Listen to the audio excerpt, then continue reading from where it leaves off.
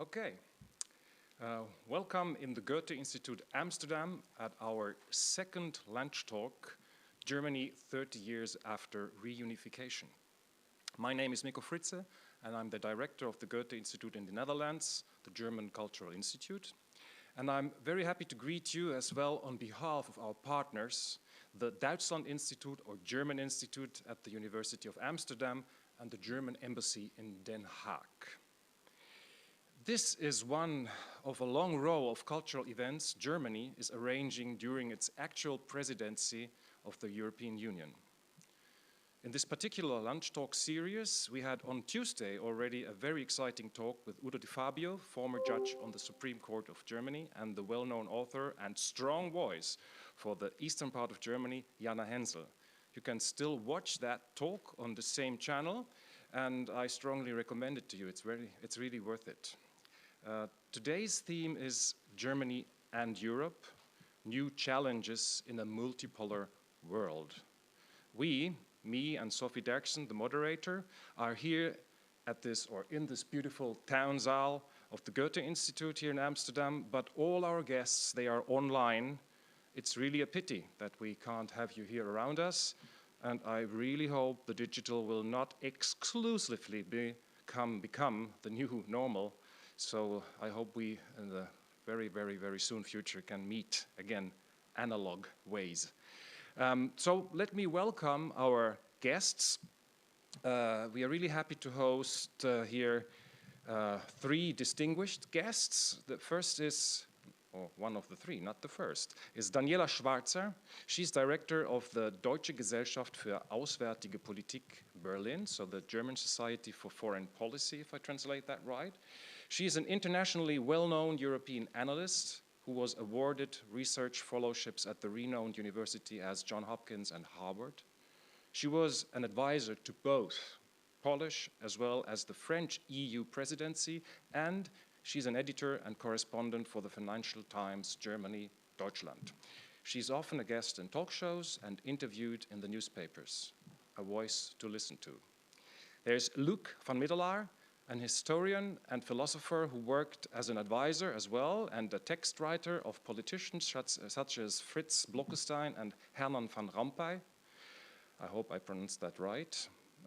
And is now a professor of foundations and practice of the European Union and its institutions at the Leiden University. He's a commentator at NRC Handelsblad and author of books like The Passage to Europe or The Nieuwe Politiek van Europa. The third is Matthias Matthijs, an associate professor of international political economy at Johns Hopkins University School of Advanced International Studies and a senior fellow for Europe at the Council on Foreign Relations. Before he went to the United States, he received a degree in applied economics from the University of Antwerp. So you must be fluent in Flemish, I guess. And together with Mark Blyth, he edited a volume on the future of the euro, published in the Oxford University Press, and authored Ideas and Economic Crisis in Britain from Attlee to Blair, and this was published by Routledge in 2011, as I see here. As I said, the moderator will be Sophie Derkzen. It's not her first time here in the Institute. Nice to see you again. She was a political advisor for the Dutch Embassy in Berlin, where I go soon, guest reporter and researcher for the German newspaper Die Zeit, and is today working as a radio host for VPRO Bureau Buitenland, the Dutch radio daily on foreign affairs. And with this, I hand over to you, Sophie. Thank you very much, Mikko. Dear guests, dear panelists, welcome very much also on my behalf here from the Goethe Institute in Amsterdam. 30 years after the unification of Germany, we will be discussing the role of Germany and, to a lesser extent, the role of the Netherlands within Europe, especially as the EU faces new challenges in this multipolar world. We're very pleased to do so with the guests that have just been introduced by Mikko. All three of you are present with us digitally. Welcome. Since we are not in the same room, this conversation will be a mixture of order and, let's say, spontaneous reactions. So in the best way, this could be a very nice German-Dutch cooperation. Let's see if we can get the best of both worlds. We will speak about Germany's role within the European Union since 1989. On the way, we will definitely evaluate the German presidency, the current German presidency of the EU. And if we have time, and I think we do, we'll make sure to do so, we'll zoom out to those geopolitical questions that I've just mentioned as well. Luuk van Middelaar, I would suggest that I'd start with you, because you've offered us a very interesting starting point for this conversation with your article in NRC Handelsblad yesterday. It's titled "The Ambivalence of German Power in Europe." You describe how in the 90s, shortly after the German reunification, this game of give and take started. Yes, Kohl agreed that the euro would replace the Deutsche Mark, but the European Central Bank was built in Frankfurt. One would think negotiating is always a game of give and take, of ambivalence, if you will. Why is this ambivalence so specific for German power in Europe? Well, thank you, Sophie, for hosting and introducing us. Very happy to participate. I think German power, there's always a certain ambiguity around it, so it's not always discussed openly. And of course, if we look back 30 years, what we're also doing at the moment of German reunification, the question of what will happen to the new united Germany in Europe was very much in the minds of politicians, diplomats in the rest of Europe, in Washington as well, but also in Paris, in The Hague, in London and Rome. And people were wondering, okay, what shape will this new Germany, which is now and would be the biggest power in Europe, get? And as you say, rightly say, of course, Helmut Kohl, the Chancellor, he knew of these sensitivities, and he made this enormous gesture to testify of Germany's attachment to European integration with the euro. And in a way that calmed certain worries. And the slogan at the time, with a famous saying by Thomas Mann, and Helmut Kohl and Genscher, his foreign ministers, and many others have repeated it so many times, was to say, what we now want is a European Germany, and not a German Europe, not a Europe dominated by Germany. Well, if we flash forward 30 years, we see we get a bit of both, because in a way, precisely because Germany is such a model pupil of European integration, and in a way, the German political establishment likes it, believes in it. We see that Europe, the European Union, and I see it also in the EU institutions, is more and more Germanized, as I would say. You can look at the European Parliament, where many of the leaders of the big parties are German. You see it now, and very visibly, of course, with Ursula von der Leyen as head of the European Commission. And then in this particular, but granted, it's just 6 months of the German presidency, it's like Germany all over. And it is very great and a historic chance that Germany is taking this role. But of course, all these German politicians, political leaders in positions of responsibility, they also look after themselves. And I think But one would say that is a natural thing to do. I think it's important to acknowledge certain ambiguity. It would be the same for France, don't get me wrong. I mean, they also advance French interest when they say European interest. But then I'm interested, what is the specific German ambiguity that you observe? If I understand you well, you say it's the fact that they don't really very clearly express their own interests. Yeah, I don't think it is always acknowledged by German political leaders or even by German commentators and intellectuals that not everybody has the same vision and view of, for instance, what Europe should look like. Very often they take German ideas as natural, normal ideas and see that immediately as good for everybody. Right. And I think this has changed a bit, and it's one of the topics for our debate in the next hour, that Germany is a little bit opening also for the diversity of perspective. But in the past, it was true for migration policy, also for monetary policy. The German way was like the only way. And that is not always the case. Let's pick up that point definitely later on in this conversation. Matthias Matthijs, I would like to start asking you. You have been studying the role of Germany very closely in recent years. One of the observations that Luuk referred to in his article in NRC Handelsblad has been an observation from Jürgen Habermas, who actually said the first chance for German and European unity in 1989. That first chance for unity was a missed chance in many ways. Former West Germany remained more powerful than the former East, and in Europe, Germany did not really press for a political union of depth. For that last point, would you agree that this was a missed chance for Germany?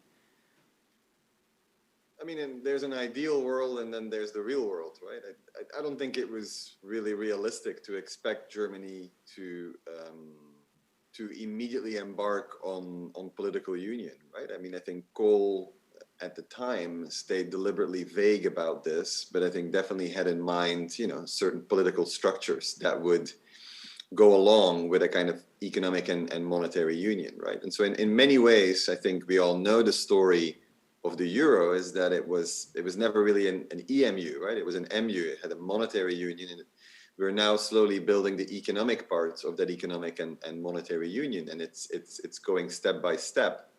Logically speaking, and maybe I've been in the United States for too long, right? But you start the other way around, right? So if the lessons from the United States were, of course, that they started with a debt union and with a political union, and slowly built their single currency, the banking union, and their central bank only came late, right? I mean, the EU in the 90s started with a European Central Bank and a very narrow mandate. That made perfect sense for the 1990s and for the time, right? But I think what's important to understand how Germany has evolved over the last 30 years is actually the theme of today.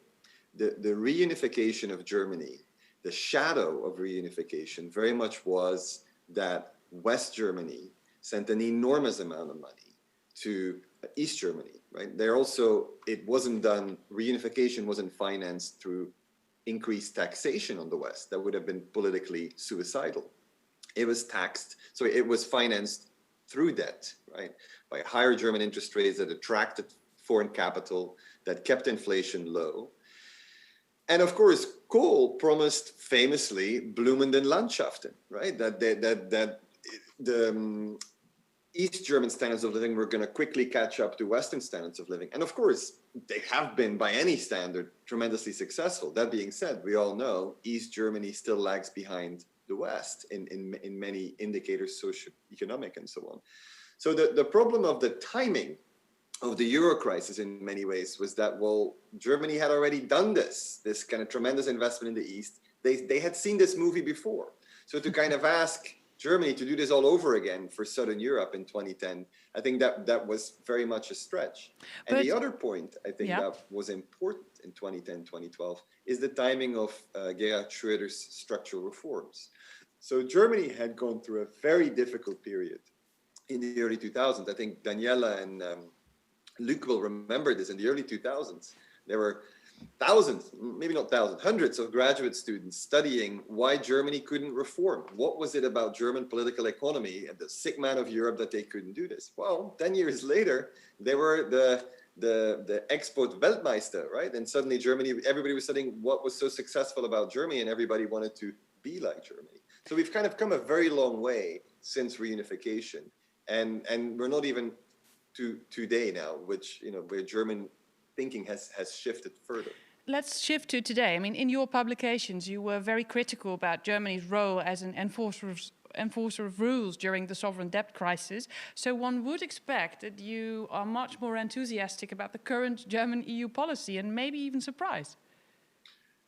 Yes, and I'm very happy to admit this. I mean, I think the dark days of early March 2020, which now feel like 10 years ago, but I was very worried initially, and this started, of course, in the Netherlands with your finance minister, Wopke Hoekstra, who immediately made a comment saying, well, why don't they have fiscal space in Southern Europe, right? I mean, the kind of the fate or the irony, I don't know what the exact word is, but the cruel twist of fate was that coronavirus hit Italy the first and the worst, and then of course Spain and France. And so you had this kind of northern saints, southern sinners dynamic that played out again. But I think surprisingly, maybe not so surprising, but Germany actually picked the side of France in this debate. And I think it's because of a significant generational shift in thinking in the German finance ministry under Olaf Scholz, where you had people like Jakob von Weizsäcker, who proposed one of the first Eurobond proposals, now very closely advising him, Jörg Kukis, who these are younger people who are more in touch with kind of new economic thinking, and we're open to, like, this is a unique situation. We cannot ask Southern Europe after 10 years of austerity to do this all over again. Let's see if Daniela Schwarzer is with us already. Is she? Yes, great. Daniela, I hope you hear us. Yes. We've just here Matthias sketching how Merkel has agreed to Eurobonds, to sharing of debt in Europe. According to many, this is the biggest step in European integration since the introduction of the euro. Would you agree? I do agree, and I would agree to the arguments that Matthias has already given on how this could have happened. I think there is indeed a learning from the past 10 years, and looking back at the management of the sovereign debt crisis, certain conclusions are being drawn as to how economic policy needs to work in an economic downturn, and also what the political price of too much austerity is. But I would add a few other considerations on top of this, basically backward analysis of what went wrong and what could have been done better. I would mention two political realizations. One was that in the first phases of the corona crisis, what we basically witnessed all over Europe was a decline of European integration by the pulling up of borders, the rationing of medical material, the export stops, the lack of solidarity through health systems to offer to help out, for instance, by treating patients. All this only happened later. And after a very short time, because crisis management in that health emergency, by definition, had to happen in the national context simply because the EU doesn't have any relevant competence to do this. This is now slowly being changed, but in the immediate crisis situation, this was really the only thing governments did, and they were driven by, of course, health considerations, and bigger European considerations only came back in later. And what then happened was the system proved the ability to really self-correct, to push back, the pulling up of borders, the isolation of people, the impossibility if you work in a border region to cross the border to go to work. All those things were then quickly corrected. But I sensed at that time in Berlin, the shock was pretty big how fragile integration actually is and how quickly it can go away, even between two countries that are as close as Germany and France are. So this was the first political realization. The second one was that this crisis has the potential to destabilize politically. And there was a lot of concern about the situation in Italy, of course. And that was one of the other reasons why it wasn't purely economic considerations, but also deep political concerns that led Germany to take a more proactive and really deeply European approach to the crisis. Daniela, just briefly, technical remark.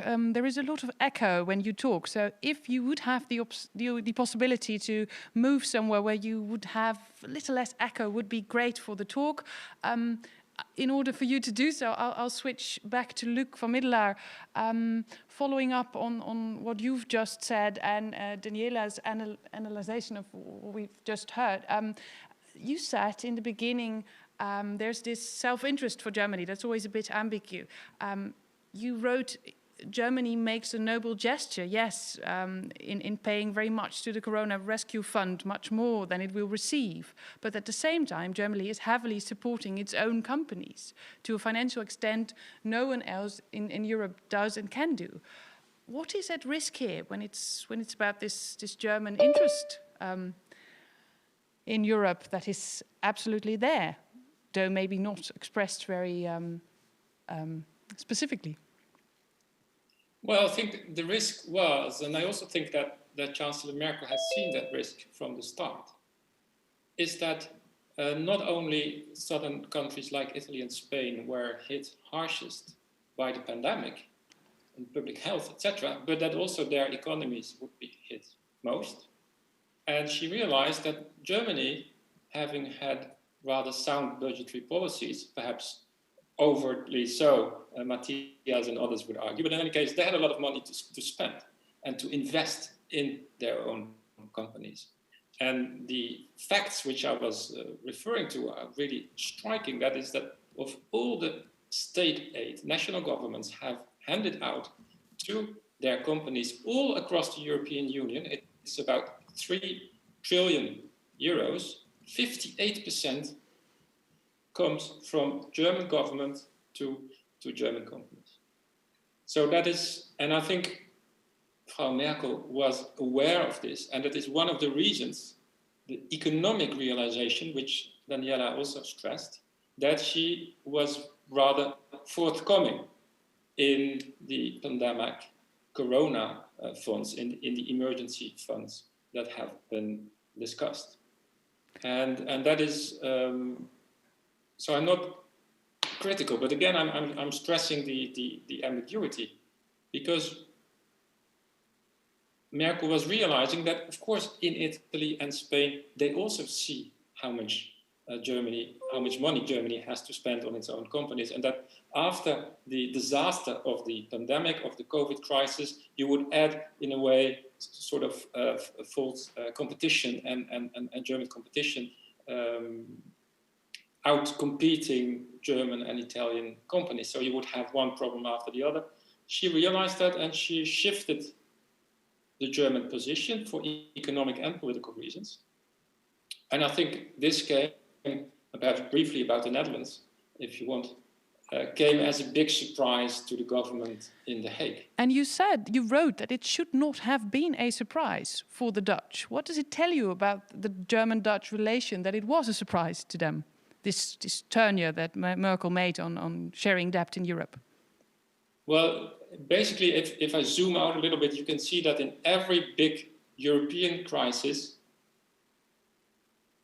the Dutch are surprised about the behavior of Germany, because they always tend to forget that Germany does not only have economic interests and is keen on having sound budgetary policies, a strong euro, etc., but that Germany also has very deeply, existentially, a political interest in a stable European environment, has a deep existential interest in good relations with France, its neighbor. And that means that in any single European crisis, and you can go back to the 50s or 70s or 90s or now, the German Chancellor will look first to Paris. What does the French president do? Can we do something together? And this is also what Merkel did. And that should not have come as a surprise to anybody, because it happens every single time. And then each time in The Hague, which, as you know, Sophie and the audience knows, is, let's say, dominated by financial thinking more than by political and historic thinking. They're like, oh, but they told us at the finance ministry A, B, and C. Well, at some point when the crisis hits, it goes to more political considerations, historic considerations about the future of the continent, the place of Germany in Europe, etc. And I think that's why it's important we have Goethe Institute and Duitsland Institute to keep underlining the importance for our important neighbor, Germany, of these political historic considerations.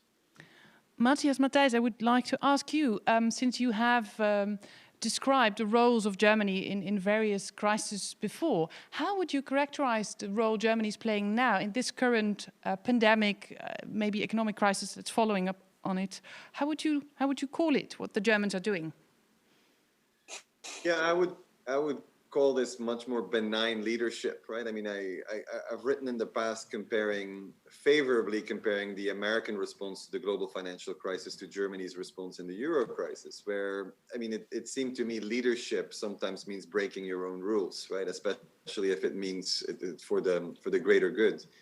I think one thing that's important that we haven't mentioned as well is in a way the timing of the UK leaving the European Union, which happened to be on January 31st, a few weeks, basically, if you want, before coronavirus really hit Europe, was a fortuitous event from the point of view of coming to a quick agreement, right? I mean, I think many of us were skeptical that indeed this could happen in July already. I remember at the time, the European Council meeting, people were saying, well, it's going to at least take 2, if not 3 meetings to come to an agreement on the multi-annual financial framework, on the next generation EU.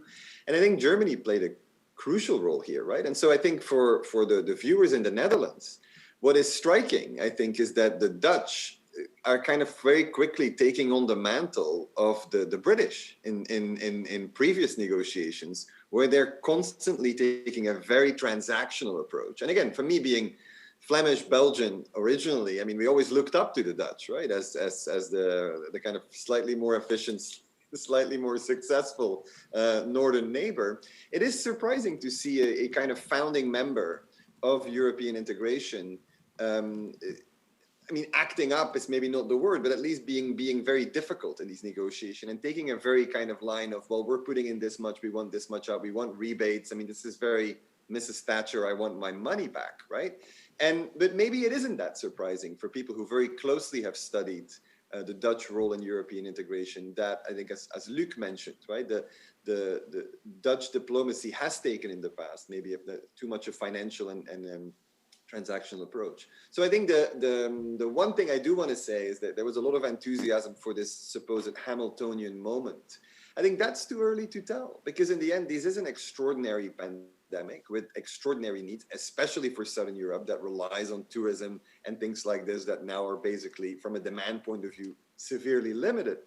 And so it still could be this one-off gesture that Germany did to keep things together. And who knows, in 10 years, we could be having this event again on the 40th anniversary and saying, well, yeah, I mean, back then we believed in this great leap forward. And now we see that Germany is back to a more transactional approach to European integration. That being said, once this step is taken and they're committing to paying off over 30 years, 500 billion euros, we know that at some point they're going to have to need their own resources to pay this. And so I do think this is a stepping stone towards further integration. But you can't give a definitive answer to this because, again, 10 years is a long time in European integration. Daniela, I want to check with you. Matthias has just described the German operating as a benign leadership. Would you agree with that? And another interesting observation of his side was, well, let's say the Dutch operating as the new Brits. Were they perceived as such in Germany, also in terms of how much weight do you put in? I mean, can they play this role of the new Brits?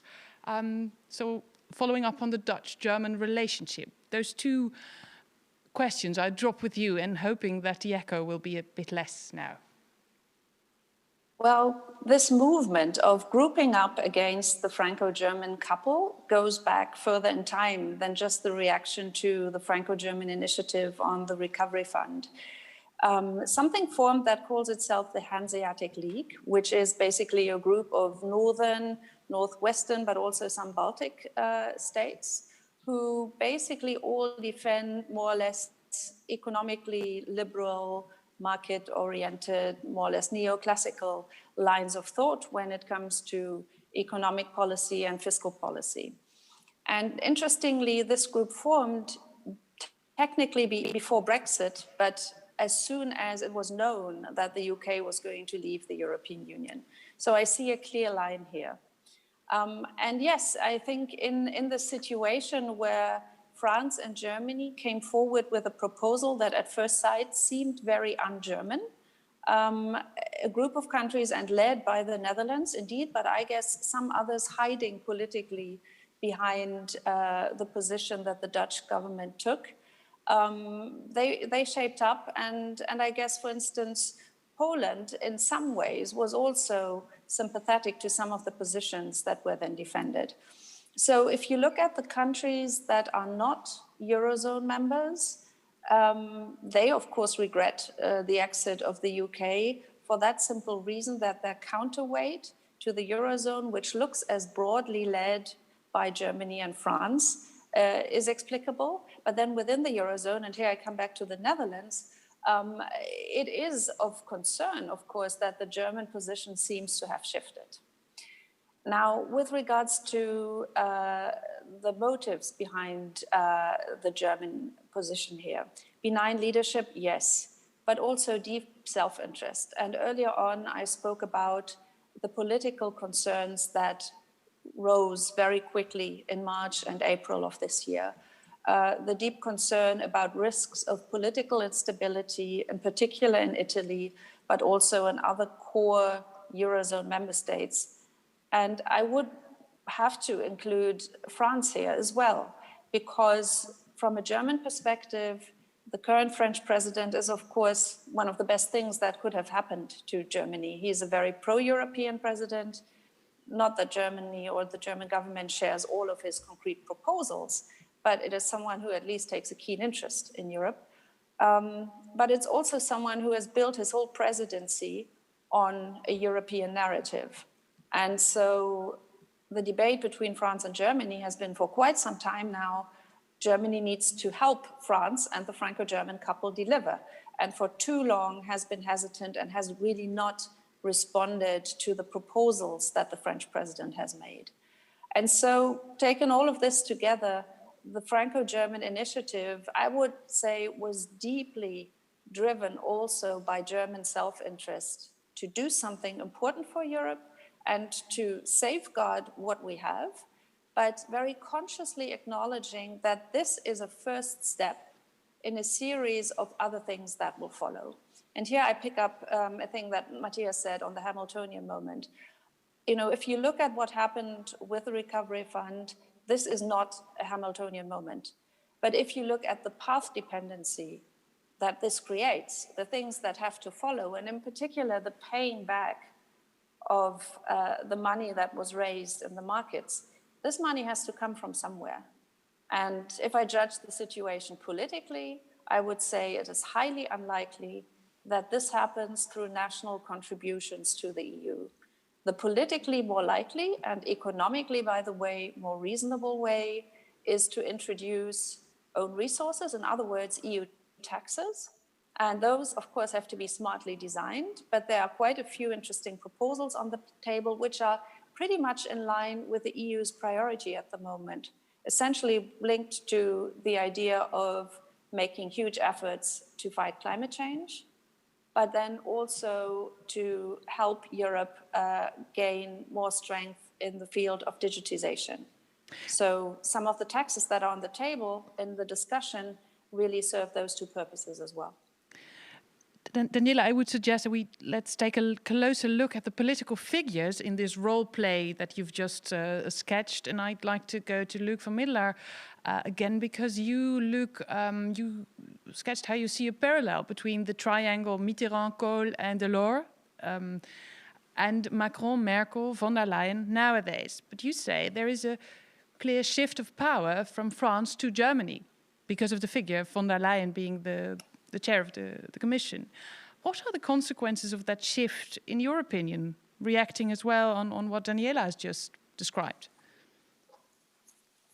Well, I think the shift from, let's say, political personnel from Jacques Delors 30 years ago to Ursula von der Leyen today as president of the Commission, you can say, well, it's a coincidence and it's just one person. But I take it indeed as something symbolic. That is to say, there is an eastward shift in Europe, in the European Union, in its center of gravity, in how it sees itself. If you just look at the map, we just mentioned Brexit. So the westernmost EU member state, if I leave aside Ireland, is no longer there. So the center of gravity moves eastward. Of course, this also happened.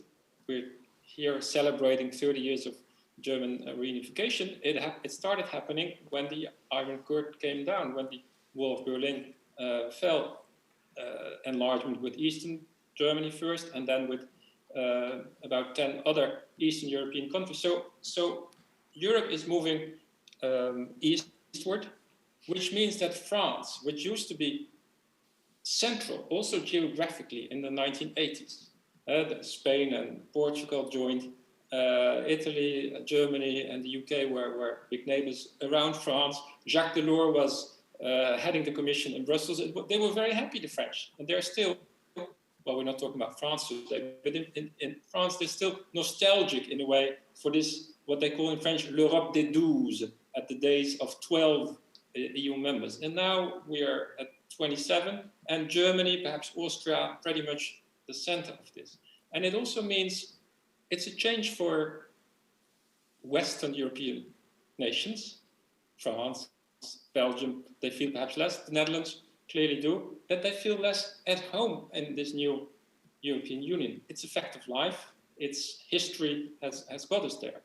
And what I find striking to conclude is that the German political leadership realizes this, and that if, again, we zoom out historically, we started in the 1950s with Westbindung, Germany, Western Germany looking west. In the 1970s, there was Ostpolitik, looking east.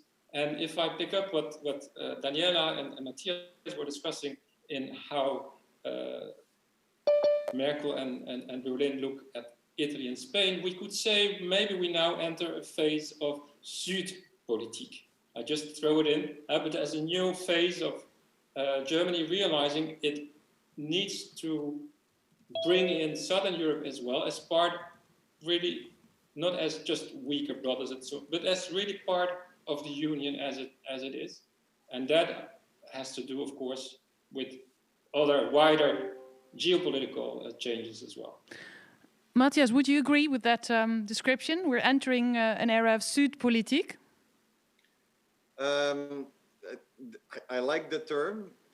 That's a beginning. It's maybe too early to tell, but I do want to come back to a point that Luuk made earlier about the Franco-German alliance here and the engine of European integration, which had been criticized the last 10 years of European integration for not being very effective, right? For basically, it was Germany decided and France had to go along, and they could influence it a little bit around the edges, but it wasn't significant.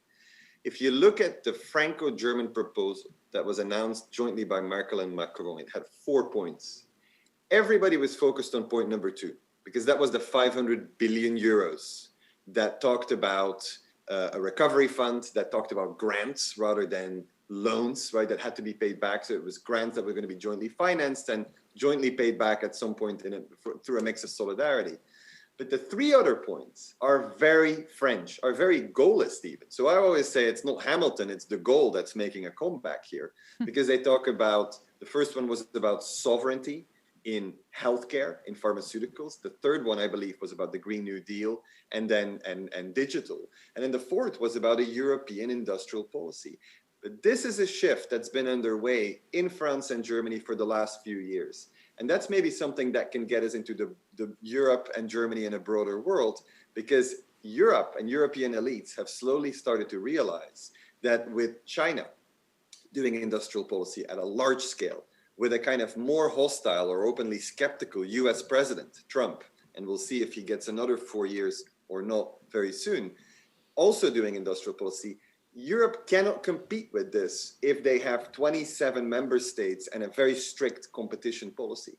So in many ways, I think that's the irony of Brexit as well, right? I mean, some Brexiteers believe that Europe didn't allow industrial policy because there were too strict competition rules. Rules, by the way, that the British insisted on in the 1980s under Margaret Thatcher, because they could never trust the Germans and the French not to subsidize their loss-making industries, are now saying, we don't want a level playing field, we do want to do industrial policy. But this is exactly at a moment that Europe's thinking and Germany's thinking is shifting, right? That they're saying, well, when it comes to 5G, when it comes to batteries, the technologies of the future, green energy, we have to pool our resources. We have to decide what's strategically important for Europe and where we can't be vulnerable on global supply chains. And so here, I think this is a much more French accent in that Franco-German proposal. And that's where I think you have the makings. Luuk was talking about Delors.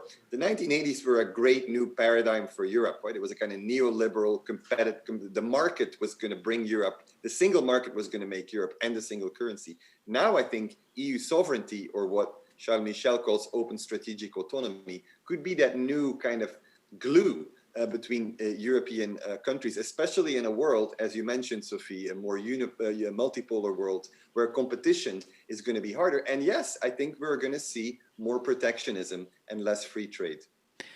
Let's follow up on this industrial policy. I mean, the word has been called out. Daniela, maybe going to you, zooming out to the more geopolitical questions that we want to discuss as well.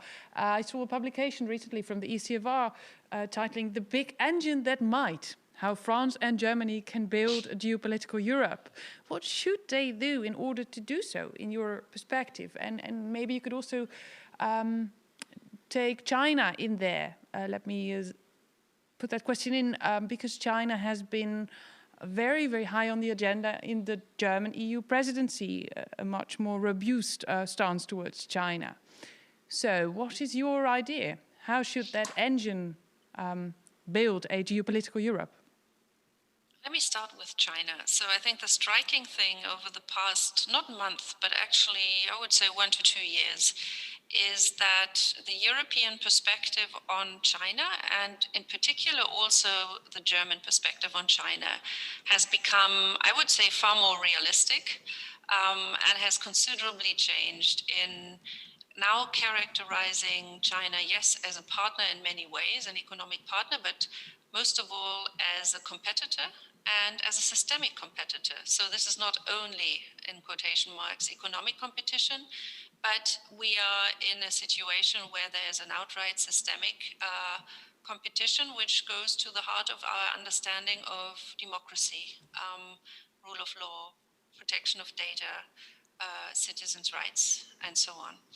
Now, this is something that many people would have said 2 or 3 years ago, but politically, this came, I would say, during the last year of the Juncker Commission, this came really up as a theme. And Europe started to think about protecting itself better. One of the things that was put on track, and it's now come into force, is investment screening. So Europeans want to make it more difficult for Chinese to buy companies in particular that provide critical infrastructure. Now through the corona crisis, there's a far more intense discussion about the extent to which medical industry needs to be protected. And so we see that this really goes also to the heart of this current crisis, although the process was triggered longer ago. And while on the one hand, I think we are indeed moving towards more protectionist times, and we are being moved there to some extent by the pressure that is being put on Europeans by the US. If you look in particular into the 5G issue and the way the Trump administration is trying to pressure a number of EU governments not to take Chinese technology, threatening them, for instance, that they won't have access to intelligence data and other things which are really core to national security. There is I would say there is a tendency which has not yet reached its peak to be more cautious, not to say more protectionist vis-a-vis China.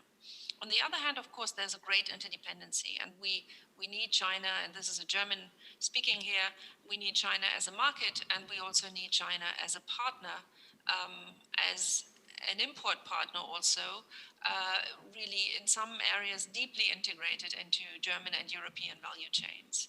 So this balance needs to be struck in a good way. And yes, now the question, what does Europe need to do? First of all, be very cautious where we have to be, because China has a very clear strategy which is about its own role in the world, which is about global dominance, and which has a thorough economic and financial dimension to it, which the Chinese government is rolling out very strategically. And through this, it is gaining more and more political influence in the European Union, but even more so at this stage in our European neighborhood. So this is the first thing to do, to be very, very sober in the analysis with regards to the question, where do we need China and where do we need to push back? And Europe has become better on this latter part. And we still acknowledge, of course, that we need China in many, many ways. I haven't even talked about climate here. I'm just talking economic issues. But climate is another key global issue where close cooperation with China and the US from a European perspective is really, really important. Luuk, and then what's the next step? It's really making ourselves stronger, investing in our own competitiveness, investing in our catch-up process in the field of technology, investing into research and innovation. And this is, of course, a task for the public sector, but also for the private sector. So we really need to look at the question, do we have European companies that are strong enough to engage in this competitive race? And this brings us then to the point that we need to review our own rules for competition policy, where so far the thinking has been we need to ensure very vivid and lively competition within the single market. And the question now that is on the table is, do we have to think about the relevant market in a different way? Should we open more space for European champions at the price of having less competition within the single market, but have European players who can actually survive in global competition? Let's pass that question on to Luuk van Middelaar. Luuk, do you already see a more self-conscious, self-aware Europe standing up in relation to the US and China? In relation to China, yes, and I agree with what Daniela just said, and the shift in the mood in Germany and in Brussels since 2017, when this was triggered by the takeover of the German firm KUKA by a leader in artificial intelligence. And they even had this great show where they had the world champion of ping pong, or what's his name, Timo something, playing with the machine. So that was the big shock, 2017, and that created ripples in Germany and also in the European Union. Vis-a-vis the US, I think it's much more difficult. And there it is perhaps some words, but action is difficult. And the let's say the worst example, the most telling example is what happened when Trump pulled the plug from the Iran nuclear deal 2 years ago, 2018. Let's say a masterpiece to the extent we have some of European diplomacy in negotiating during 15 years this deal on the use of nuclear power with the regime in Tehran. Trump ripped it and said, we will not allow you to uphold the deal. And he has the sword of the dollar. He has the power of the dollar, which means that he can threaten any company doing business with Iran in cutting it from the US markets, or any bank even doing business, having sanctions, etc. And that is a weapon against which the Europeans so far are pretty armless.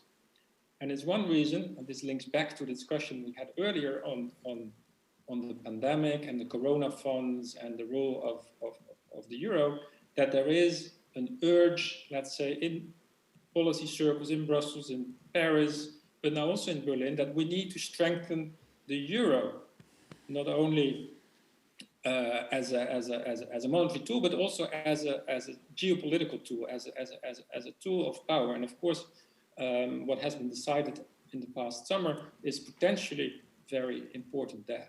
But again, because of the military dependence on the United States, in particular to defend ourselves and the most eastern member states against Russia, it is mostly words, and well, some we can talk about trade wars, etc., but transatlantically, but those have always been there. So on the real beef, it is very difficult for Europe to stand up against the US.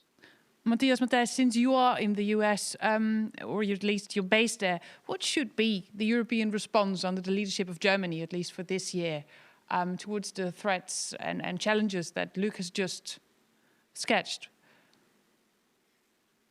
Yeah, I fully agree with both Daniela and Luuk, is that there has been a real realization and a shift in Europe vis-a-vis China, but maybe less so vis-a-vis the United States. And I think they're holding out hope for the opinion polls to be right for a change and showing a kind of resounding victory for Joe Biden in less than a month, and for basically the transatlantic relationship to go back to the status quo ante, the pre-Trump status quo. So I'm not sure that that's going to be the case, right? I think I expect Joe Biden to win. Whether it's going to be easy and whether the next few months are going to be smooth sailing in the United States, I think is much more of a question. But let's say we get to Inauguration Day and there is a Joe Biden presidency. Trade wars are not going to be over, right? I think there is, I mean, everything Joe Biden says is very far away from a free trading America, right? I mean, they talk about Buy American and Make in America. And I mean, in many ways, Biden shares Trump's skepticism of these giant trade deals. I mean, I don't think he shares them intellectually because he was part of that status quo of the 90s and the 2000s and so on. But I think that his party is pushing him in that direction, and so is the country, right? So there's been a tremendous shift of mood.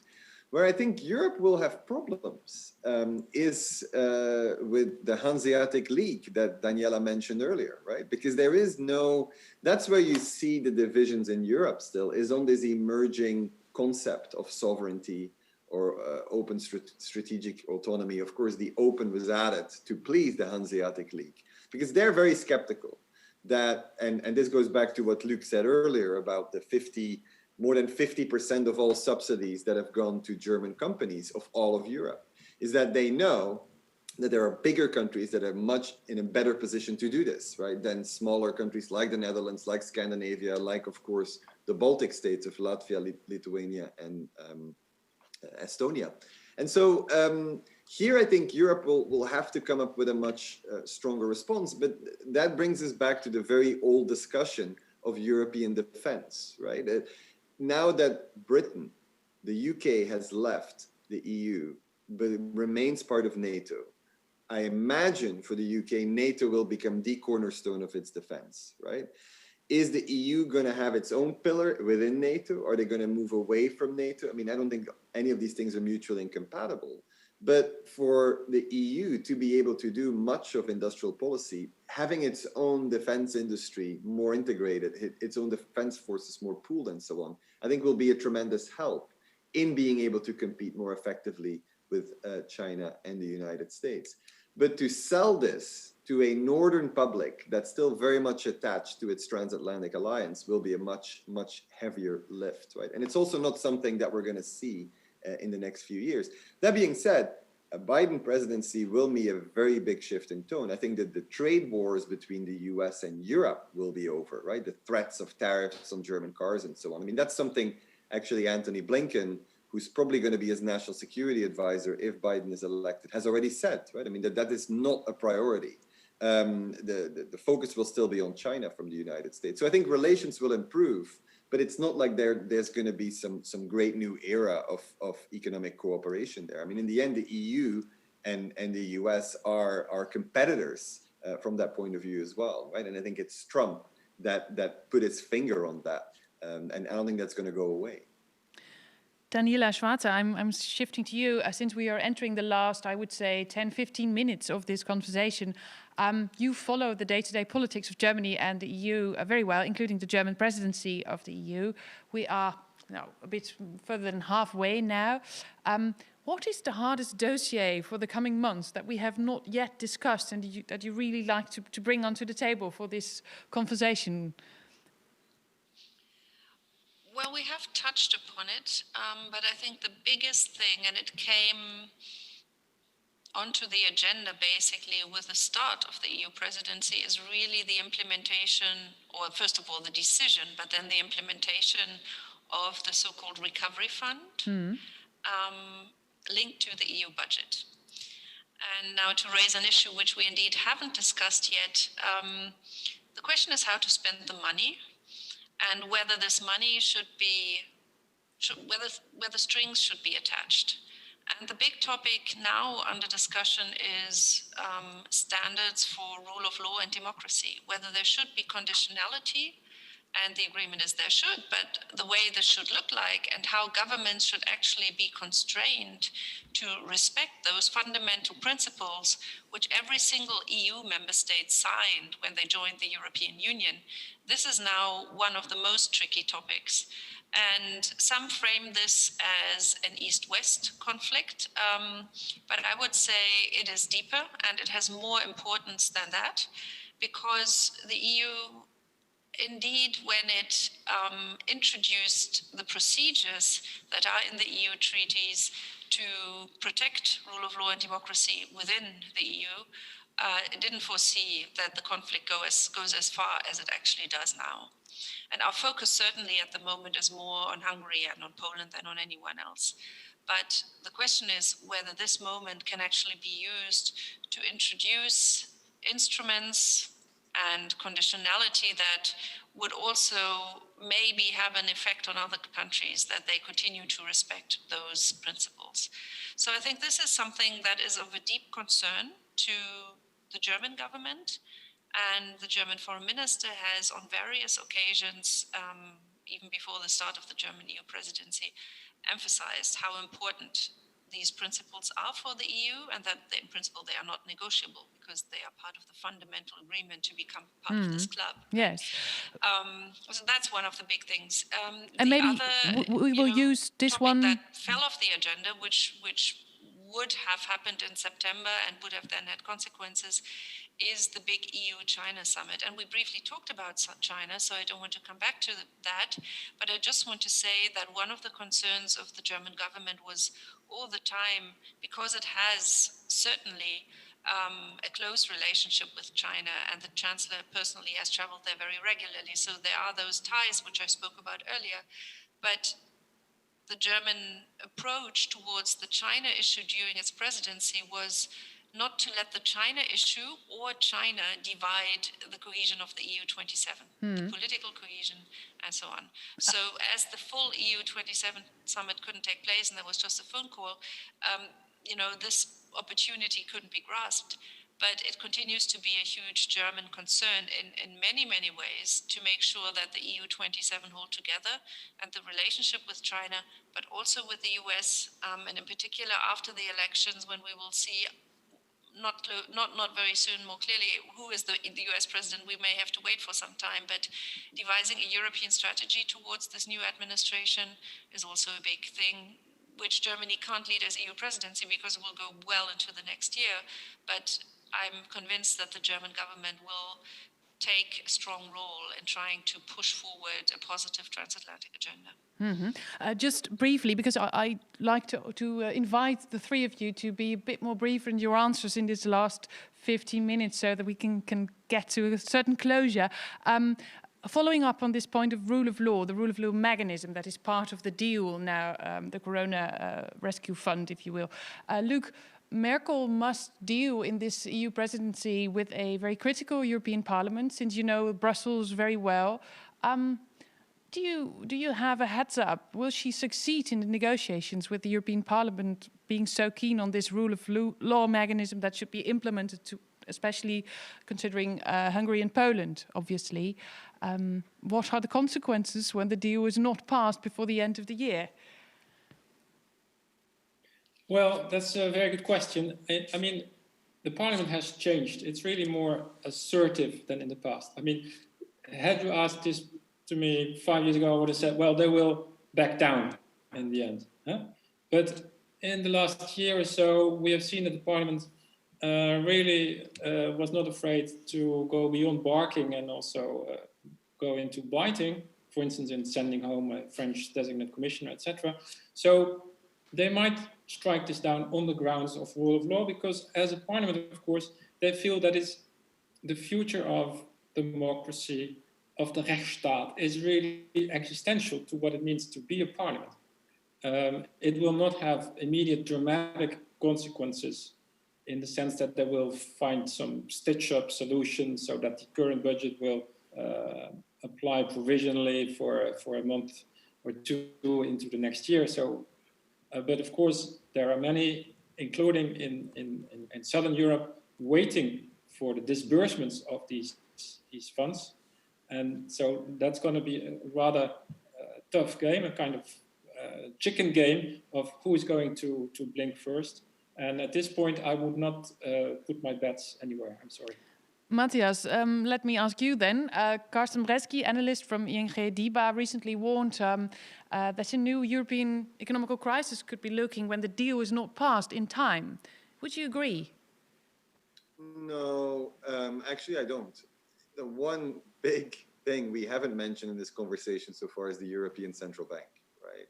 I mean, in March, I think Christine Lagarde had a bit of a rocky start with that famous press conference where she said the ECB is not in the business of closing Italian-German spreads, something she apologized for the next day. But the pandemic emergency purchasing program, what we call the PEP, the PEP is, I mean, unlimited, if you like, right? I mean, this is now the European Central Bank being in full Federal Reserve territory, where they basically are able to finance borrowing of every member state for a very long time, right? So I think as Luuk mentioned, it would be good politically to see an agreement on the budget, the MFF, plus the next generation EU fund, so these disbursements can start.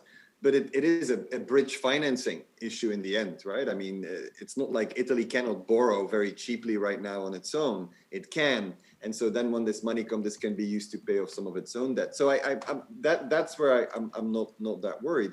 I think what we should be more worried about, and where an economic crisis can come from, is a massive uptick in coronavirus infections. And that's, I think, even in the United States, we're looking at Europe kind of very worriedly, and because we always see in Europe what was going to hit us in a few weeks or months.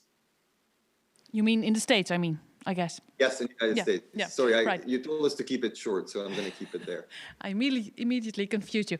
Before I throw in my last question, I would like to invite Mikkel Fritze over here to join me in the studio. He has been closely following the questions that came along in the chat, and I have not been able to do so. So please, Mikkel, if you would come over and pick the three best, I would say, questions from the chat, then I will pose my final question to the panel with the invitation to be brief in your answering. Let's look at the future role of Germany after Merkel. Mrs. Angela Merkel will have left as Bundeschancellor. To what extent did she really sustainably change the role Germany sees for itself in Europe? Is it really a different approach, or is it a different approach really connected to her figure and her political talent, if you will? Daniela, I'll start with you, and then Luuk and Matthias, and then we'll go to the questions from the chat. Mrs. Merkel by now is the most experienced national leader in the EU, and she leads the largest EU country. So this combined gives her a huge political weight. And any successor will, of course, also lead a very strong Germany, but will have less experience, will be less known, will have had less personal contact. And I think this degree of trust and reliability that many sort of have towards her is something that a new German leader will have to build.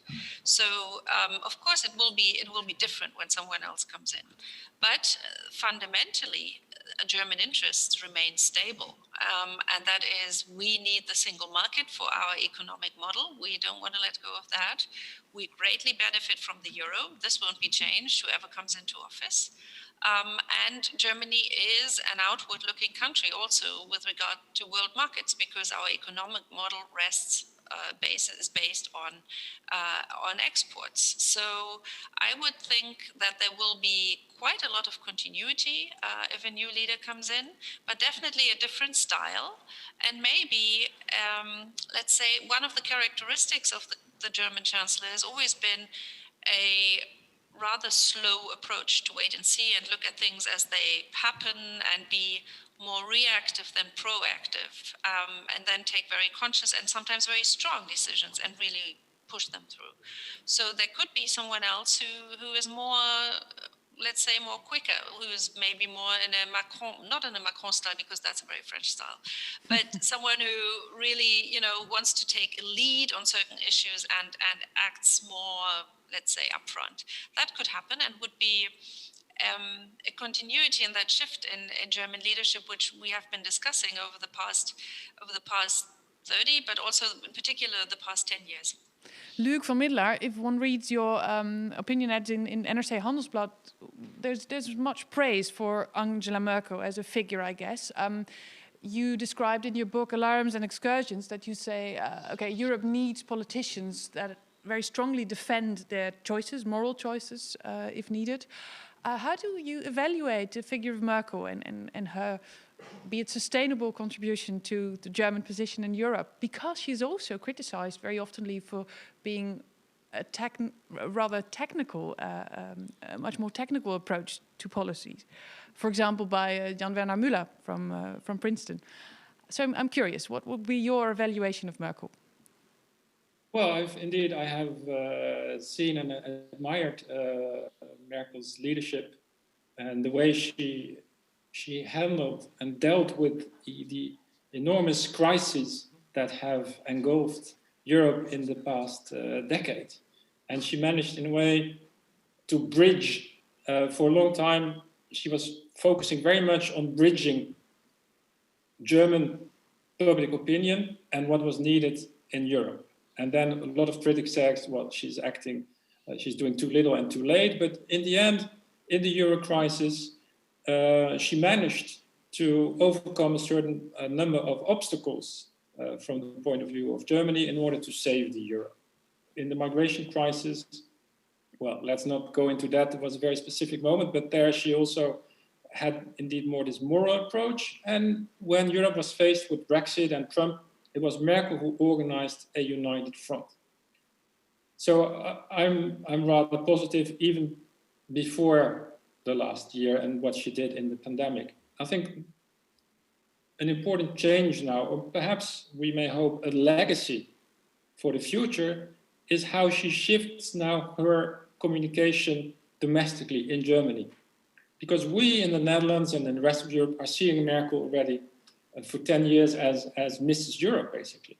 But when I speak to German friends or some relatives, etc., to them, she's very much the leader of Germany. And it is only in the past, perhaps 6 months, the past year with the pandemic, and maybe also with the presidency, that Merkel is communicating as a European leader back to Germany. And also stressing, of course, as we did in this hour, the self-interest of Germany in certain European solutions. And I think that is very important and an important legacy to convince the German electorate of the enduring importance of this European embedding of the Federal Republic. And I hope Merkel will spend the last 12 months of her presidency, or of her chancellorship rather, still a lot of energy on that. Matthias Matthijs, final word for you. The future role of Germany after Mrs. Merkel will have left. Will it still be this benign leadership, as you've called it? Well, I would give Angela Merkel a B+ for her leadership, which is, you know, technically good to very good, not excellent or outstanding. I'd say, you know, on Luke's last point on shaping public opinion, I think this is something she could have done much earlier, right? Especially when she won big in 2013. I mean, changing the German public opinion towards Eurobonds is something she could have done, in my opinion. Maybe I'm naive there, right? You could sell joint debt in a very positive way as a, you know, reserve asset, as a very attractive financial instrument for international investors that would solidify the euro's position as an international currency. I mean, there's all kinds of ways to sell this. And I think very early on in the euro crisis, with her saying the rules have to be geared towards the strong and not the weak, and that's a hard message and so on, I think she set the tone for a very long debate. That being said, on migration, on dealing with Putin, on dealing with Trump, dealing with China, she's done very well. I think the other stain, though, will be how she will be judged on the rule of law, right? She has been very quiet when it comes to Viktor Orban, right? And here is, I think, European party politics, and her leadership and membership of the European People's Party, the EPP, has been very important. Our good friend and colleague Daniel Kellerman at Rutgers University has written a lot about this, right? How the EU gets stuck in this authoritarian equilibrium because there's been too much support, political party support within the political family of Orban, because they need his votes, because they need his support, and so on. So I think that's actually a question I would, if we have time, that I would love Daniela to answer, is what she thinks will happen on December 4 when the CDU picks their new leader, and who's more likely to win, and whether that will signify a shift. Because as far as I can tell, there are two very different figures who are vying for the leadership, and Merz chancellorship or CDU leadership will be very different from what's his name, the other guy from North Rhine-Westphalia, who seems to be much more kind of a mild-mannered within Merkel's line. Yes, Armin Laschet, I think, is the one you were looking Laschet, for. yes. Yes. I think we were all very curious. Daniela, please do have a look in your glass bowl concerning the, who's coming after Merkel question. I think the question is really, really wide open, and I'm not saying this because I don't want to take a position and I have anything to lose in putting my bets, but because at this point it is really, really hard to tell. It's 1,001 delegates voting, and they are all there. Three contenders, 3 men from North Rhine-Westphalia. One, which hasn't been mentioned, is Norbert Röttgen, who is the chair of the Foreign Affairs Committee in the Bundestag, former minister, and very sort of experienced and engaged European as well. So there are 3 in the run. The 2 frontrunners have been mentioned, Laschet and Merz, but it's very, very unclear today to say who wins. Also because the campaign doesn't happen in the natural way. They can't just go and see constituencies and meet members of the CDU. This is all virtual and hence very difficult to know. In terms of policy, yes, they are different. Both of them, in my view, are European at heart and have a proven track record, although Friedrich Merz hasn't been part of the political Berlin for many years now, but he also has a very, very transatlantic angle, that he was the head of the Atlantic Bridge for a long time, has worked for a US fund, basically, as the chairman. So they would bring very different accents, but I think at heart, the commitment to Germany deeply integrated into the EU wouldn't change. But they would have very different styles. You can see that when you watch them in interviews.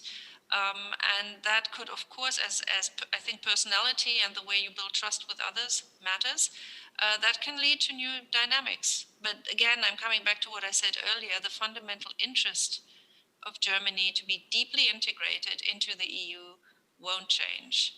And I just want to mention one final point, which I think will be crucial, where leadership, political leadership, is necessary.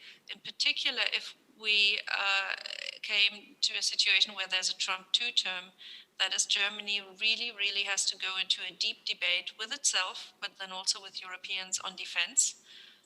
And our willingness to invest, and not only in terms of money, but also in terms of engagement.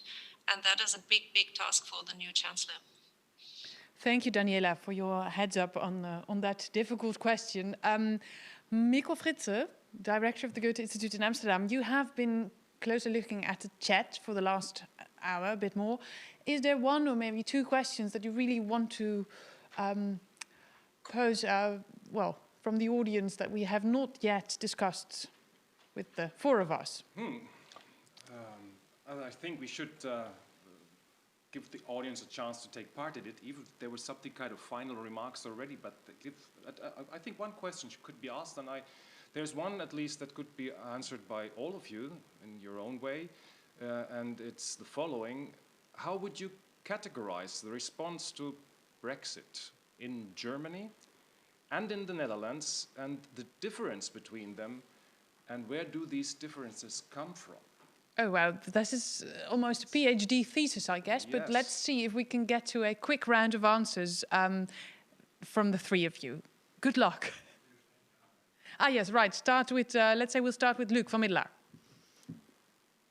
Yeah, so the response to Brexit in Germany was pretty strong. Again, focusing on the political integrity of Europe more than on the immediate economic self-interest of keeping at all costs access to the UK market, for instance, for German cars, etc. So the UK was hoping that they could easily strike a deal, get exceptions, etc., as they used to have. And from Germany, the political class, but also from the employers, the etc. industry, the message was clear: no, it's more important for us to have one united single market than have this slice of the cake, which we're now losing in the shape of the UK. I think in the Netherlands, this was more nuanced, as always. There was more interest in having a more pragmatic approach towards Brexit, but in the end of the day, this was not so striking as in some of the other debates we just discussed, the pandemic or in the Euro crisis. So all in all, it is not so much more controversial, I think, that approach in the Netherlands than in Germany. Thank you, Luuk. Matthias Matthijs, Brexit, Germany, what do you see as striking? Yeah, I agree with the general gist of Luuk's point, right? Germany has looked at Brexit from a kind of integrity of the single market point of view, I think, as does France, but France also looks at it maybe more geopolitically, traditionally, because these France and the UK are the two nuclear powers of Europe, the two permanent 5 members of the United Nations Security Council, and so on. So obviously, Germany doesn't have a fisheries problem in the way that the French do, right? So I think that's something where Macron has taken a very hard line, and I think he may have to come or cave in on. But I mean, Germany is very worried about level playing field sort of issues when it comes to a free trade agreement. So in many ways, I think Germany has been just right in its approach to Brexit, right? I mean, it's a little bit like a screaming child. I mean, how do you deal with it? I mean, you let it scream until it's calmed down, and then you sit down and then you see how you can solve the problem. I mean, I think what's in the end for me the most striking, and I think Daniela and Luuk will agree on this, and when Brexit happened, I think most EU analysts were kind of shocked, right? I mean, they were worried for European integration because European integration seemed to be going backwards, and one member leading could lead to another member leading, maybe, even though we didn't think that was likely. But really what we see now is that the union that where the future is at stake is not the European Union, and especially not since last summer. The union that's at stake is the United Kingdom, right? It's the United Kingdom of Scots, of Northern Irish, of Welsh, and English.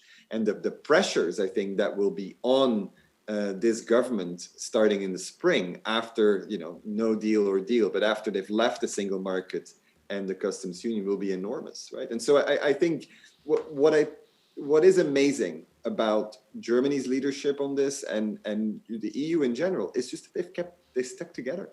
I mean, very early on, every Brexiteer politician in the UK said, the next day we'll fly to Berlin and the Germans will sign a deal. And that's clearly not the case, right? I mean, they want a deal, but not at the cost of European unity. And I think but that should be sorted out, hopefully, very soon. Thank you, Matthias. Daniela Schwarzer, last words for you. Well, I agree with all that has been said, and just to add two points. I was struck by the quite long time it took in Berlin for policymakers to realize that this is actually going to happen. So there was some weeks or even months where people were discussing exit from Brexit and how it could happen. And there was a huge discrepancy between the debate going on in London and the UK more broadly, where people didn't think this was possible or going to happen. While in Berlin, I guess quite a few people thought, well, after all, the British are pragmatic, and this is an absolutely crazy idea to leave the EU at a moment in time where the world is changing and the way it is changing. But then the UK decided to still stick to the plan, and now we are where we are. So that's the first observation. The second observation is that there are very strong arguments once the negotiations about the Brexit deal and the exact way of exiting the EU are settled, to think more strategically together. And the US election and the result of, obviously, the US election will be key here, because part of the British narrative has been global Britain and has relied strongly on a close relationship with the US, which is becoming more and more difficult, not only because of Trump, but also because what Congress has said about any agreement that could endanger peace in Northern Ireland. And so the scope for the British government seems to be smaller and smaller. And I hope that once the dust has settled, both continental Europe and Britain will be able to look at the key strategic issues where we have to work together.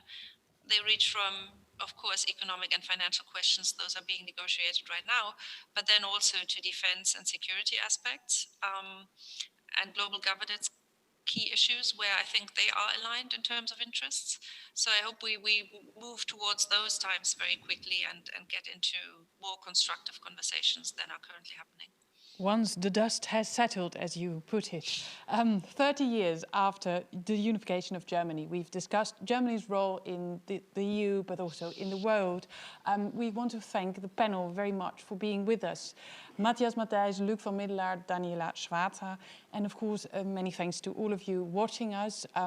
Thanks to people making all this possible from the German Embassy in The Hague, Goethe Institute here in Amsterdam, and at DIA. And of course, for all of you, it might be relevant that you have the possibility to look back this whole conversation, to see it on YouTube, and so is the lunch talk that we had yesterday. Thank you very much for being with us, and hopefully we'll see you in sooner than 30 years. Bye. Bye. Bye-bye.